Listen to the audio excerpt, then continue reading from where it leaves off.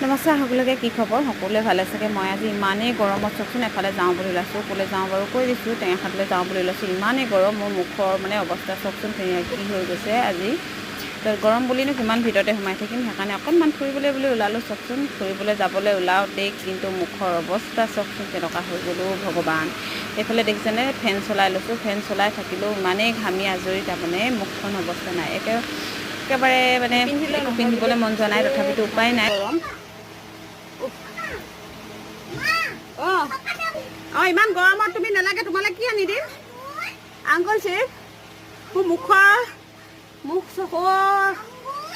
Uncle চিপ আৰু একো নিপিন্ধো। চেন ফুলি অকল ফুলিছে পিন্ধিলোঁ, বছ হৈ গ'ল। আজৰি